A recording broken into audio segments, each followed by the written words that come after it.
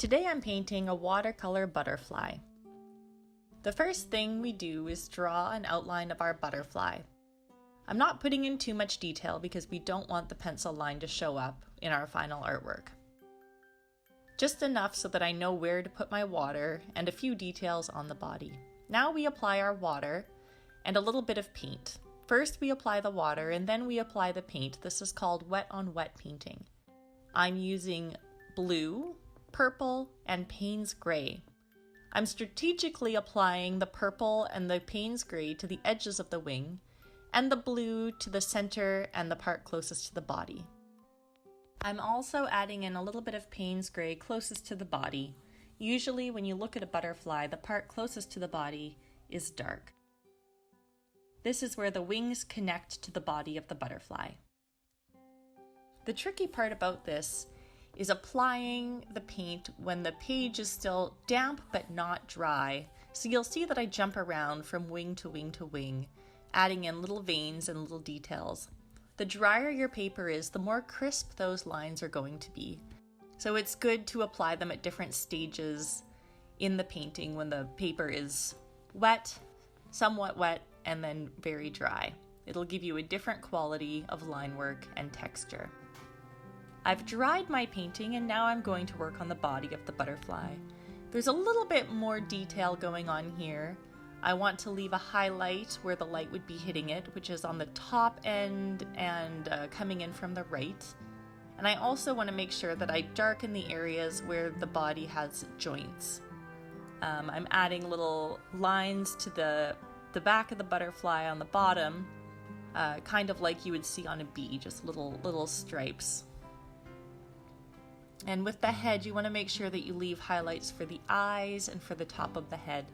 Because the body of the butterfly is mostly dark, we're just using Payne's gray, and we're using different saturations of Payne's gray. And we do this by adding water to our paint and thinning it out for areas that we want to be more transparent. And then areas that we want to be darker, we add more paint and less water.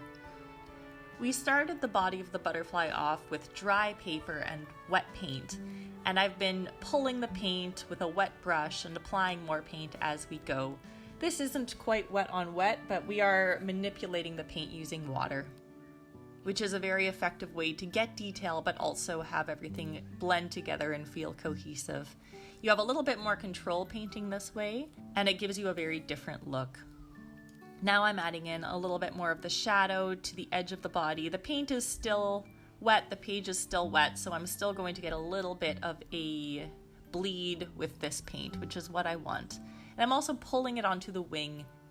The seam of the butterfly usually isn't crisp. There's a little bit of overlap between the body and the wing. As I said, where the wing connects to the body of our butterfly is quite dark. So I want to make sure that there's no sharp lines there and that it feels very organic.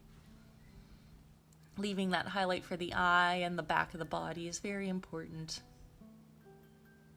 It'll help make that butterfly pop off the page. And we're going to eventually put a shadow in, so we want to have a clear light source. Having a highlight on the body also helps with that. It helps make the painting make sense. And because our light is coming in from the right-hand side, the top right, we are going to have our shadow sitting underneath the butterfly, but cast just a little bit to the left. That front wing, as you can see, is a slightly different shape than the back wing. This is because the butterfly is at a little bit of an angle. We're not looking at it straight up and down. We're looking at it from the side ever so slightly. Adding in those feelers, you want to have a very fine brush. I used very watered down paint. And I'm just still using Payne's gray. We're only using the 3 different colors here. Getting in those fine feelers. Now we're dropping in our shadow, just using Payne's gray again, but this is a very watered down Payne's gray. I'm starting with dry paper and putting the paint directly against the butterfly. Then I'm wetting down my brush and I'm just pulling it out, trying to make it so that we don't have a very hard line in our shadow, because shadows usually don't have hard edges.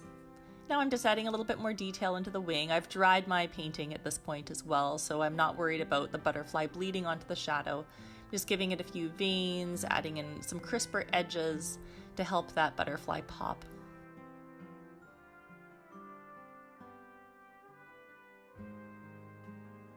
And there you have it, our butterfly watercolor painting.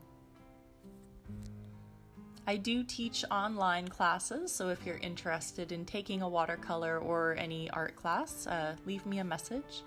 And thank you for watching. Happy painting!